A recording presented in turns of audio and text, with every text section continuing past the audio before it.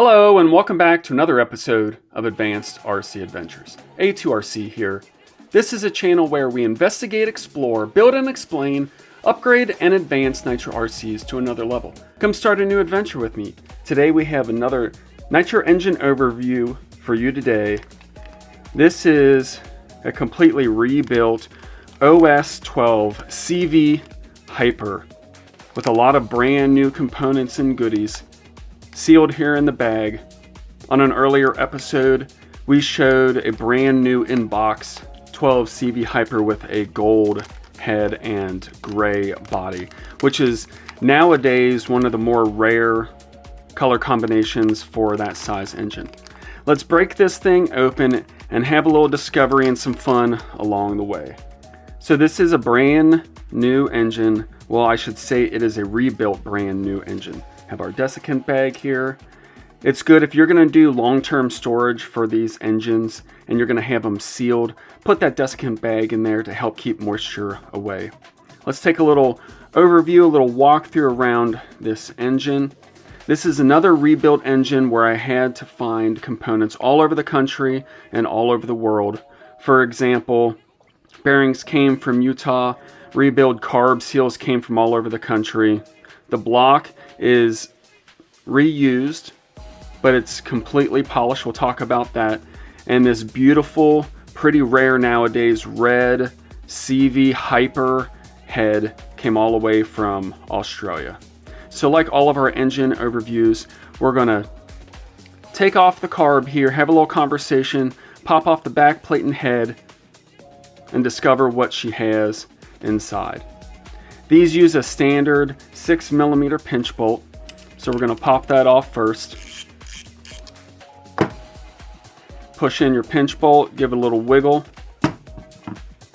This is an OS 10E, also denoted sometimes as a 10ER 2-needle carburetor. We have our high-speed needle here on the top, combination of brass and plastic.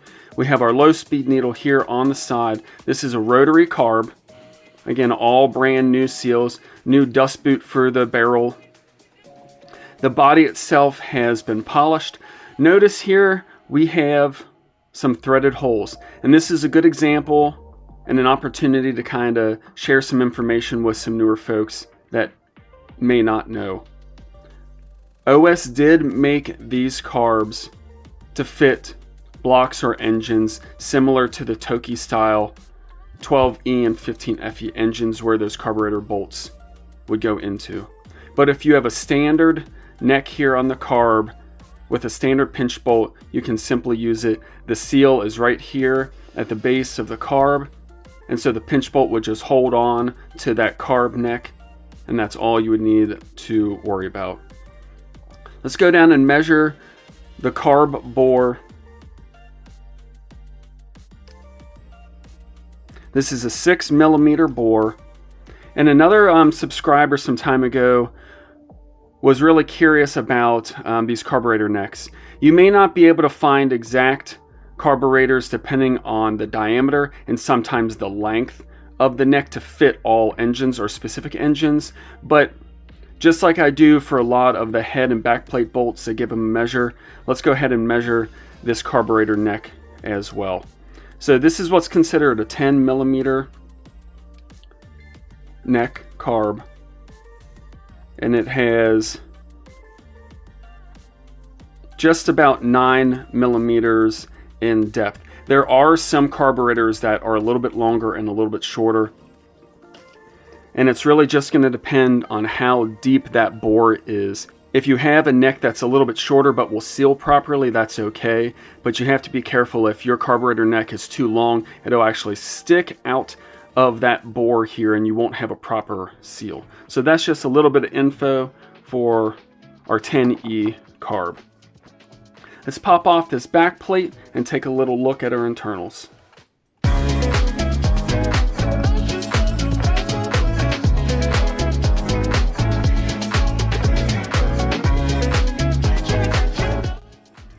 Now, I personally like to use stainless steel backplate bolts and head bolts where I can. And it's always kind of a preference thing. Stainless steel is harder and slightly more brittle than cold rolled steel, where a lot of your black oxide bolts are made of. But the stainless steel to me is important when you're talking about aluminum. If you put a black oxide bolt inside of this block, and especially for long-term storage and part of heating cycles, there's a chemical reaction that can happen between aluminum and steel, or iron specifically. And this stainless steel bolt is a lot, in my opinion, a lot more beneficial to have inside of your block. So it minimizes the effect of that chemical reaction and ultimately corrosion. And you could have these bolts get stuck inside of this block, and you're having to drill them out or potentially even throw away portions of the engine because that chemical reaction has happened. So it's just my preference. It's something for you guys to think about. It's something that I try to do if I can, is replace all of my bolts with stainless steel. Let's pop off the back plate here. This is a semi-interference backplate. Notice the little cut there. This uses kind of a traditional paper style gasket, which is brand new. This backplate has been completely polished by me by hand. No, it's not perfect, and this was an endeavor for sure to have this entire block and anything exposed aluminum to be polished. It took a lot of time. I'm not sure that I would recommend doing it because getting into all the crevices was a pain. It does take a lot of time, but it's something that I wanted to do for this particular engine build. I love engines and everything about them. I consider engine projects to be a bigger portion of what I enjoy about the hobby over top of the cars and the trucks themselves. Take a look down inside at our internals here, and let's pop off this rare OS Hyper red head.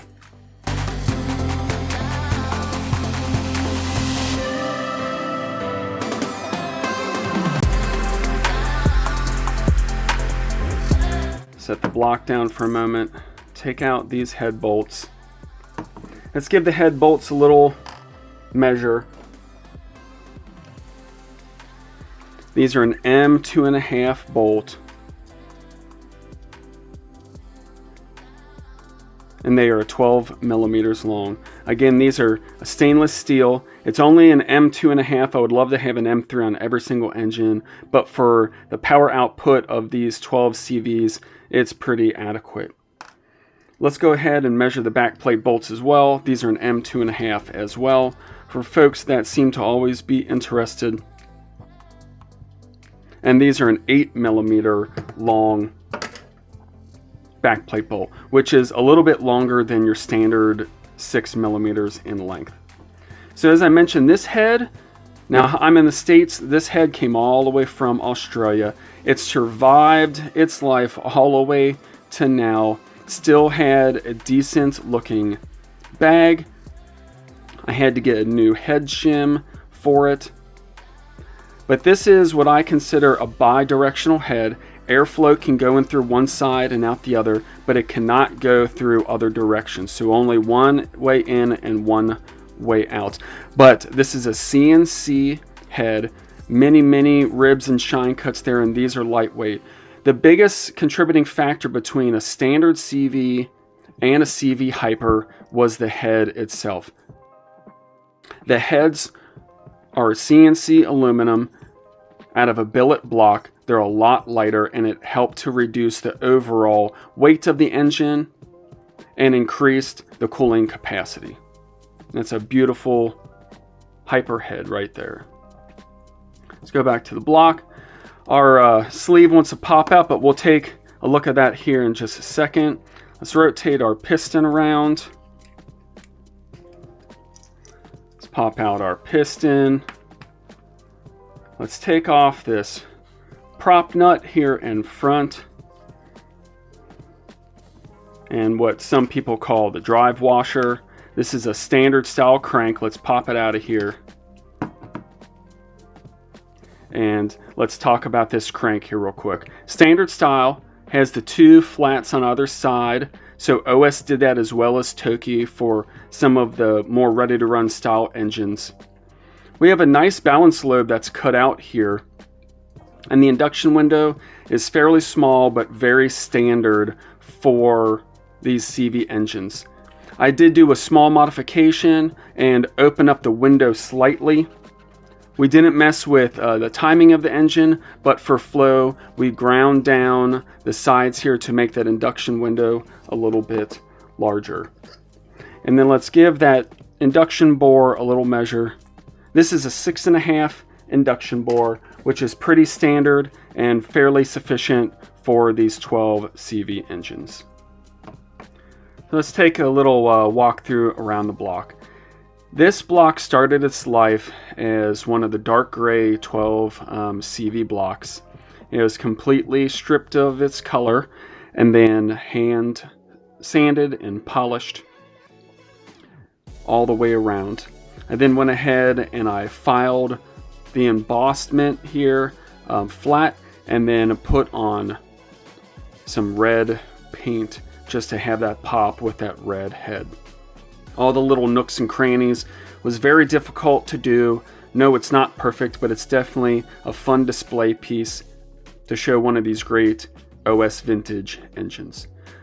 The bearings on front and rear are chrome steel, and you do have to be careful because they're almost the same, but not quite. Both of them have an ID of 9mm, an OD of 17, but the front is a 5mm thick bearing, while the rear down inside is a 4mm thick. So it's something for you to note to make sure that you do not mix them up, and when you prep to have them installed, you know which one is front and you know which one is the rear. Let's pick up the piston assembly. Now these engines had, at least according to OS had a claim, had a practical output of 0.56 horsepower. Now this is a 12 size engine, and that was the same practical output that Toki claimed for the 15FE. So this is a smaller displacement engine, but able to produce the same amount of power as a 15, at least the 15FE from Toki. This is a flat top piston here. This has a floating connecting rod, so both sides use that Delrin or that PTFE puck on either side of the wrist pin. This is a brand new full assembly. These are billet pistons as well as the connecting rod. The rods themselves, there's nothing fancy. There's no knife cut on either side, but they do have pressed in brass bushings. A good modification for these was maybe to put a knife cut or knife edge on the connecting rod. Something also to note is that there's no oil groove on top. Some engines, especially now, the ones that are built today, have 1, 2, or sometimes even 3 oil grooves. But taking a look at the sleeve, notice its color. This is silver in color. These are ABN engines. So we have an aluminum piston, we have a brass sleeve, but these are nickel plated. And for folks that are not aware of these vintage style engines, ABC engines as well as AAC engines, meaning that you have chrome lining down in the sleeve, actually is a very old technology. And many old and vintage engines were designed with that chrome lining. But this nickel plating is a lot less expensive than chrome, and a lot of the RTR ready to run style engines, even though this engine didn't come in a ready to run car or truck, it was designed to be placed in or a replacement of ready to run engines. They have this nickel plating. Nickel plating is not as tough, it's not as durable, as well as the design of the sleeve of the piston. It still has pinch, of course, but it's not as aggressive as some of the race engines might be. So it's easier for people to get these engines started up. So let's take a look here at our exhaust window. Relatively basic and traditional rectangular style exhaust window, something just to allow that compressed air to flow on out. We have our transfer ports, relatively small, but it does have a machined bevel and a leading edge for that side transfer port. And mirrored on the other side is the same thing. This 12 CV doesn't have a ton of displacement and a lot of airflow, and these transfer ports just kind of show it here. But something to note, when we looked at the Force-made G3.0, these transfer ports are about the same size as that 18 style displacement engine. And then we have our boost port here.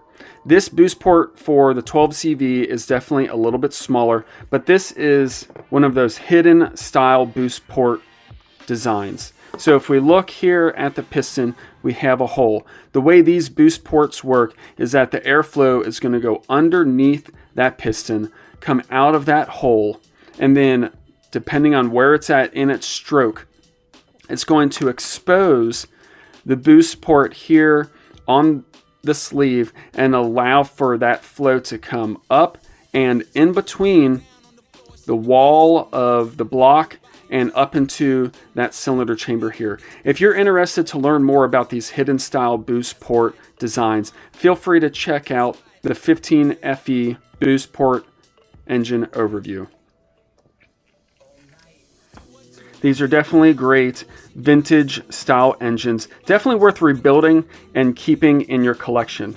Lastly, I do want to talk about another vintage component, and we have, this is a V2, a version 2 of the Ron Paris racing pipe. The V1 was a solid construction pipe. Both are single chamber tune pipes and they both have ribs. There's a cap here up top that makes it a two-piece design, whereas the V1 is a single-piece design. And it is a little bit different, but they both work a little bit better. The V1 tends to work with a little bit lower displacement engines, and the V2 work a little bit better with higher displacement engines. This is the same exact pipe that I have on that modified OS 15 CVR on the purple RS4. And this pipe was actually branded and sold by a couple different manufacturers. For example, OFNA sold this exact pipe underneath their brand, but this is a V2 Ron Paris design. And then it's mated up with this polished OFNA, what they call a swept header. So it's designed for the belted RS4 too, where it has that lower or progressively lower sweeping design to make the tune pipe sit a little bit lower on the chassis. But again, this is a single chamber tune pipe, and effectively what that means is that there's more volume inside of here, and generally the single chamber pipes perform better on a low end situation, meaning that they're going to have greater torque for the engine instead of higher RPM. When you get up into additional chambers, a two-chamber pipe, for example, that Dynamite made a lot of, those are a lot better for a mid-range RPM to a higher RPM range pipe. And there are pipe designers and manufacturers that actually design 3 and 4 chamber pipes. But it's just another vintage kind of polished silver component that goes great with this OS 12CV Hyper engine that I wanted to share with everyone today. So if you enjoy these types of engine overviews, feel free to like, share, and subscribe.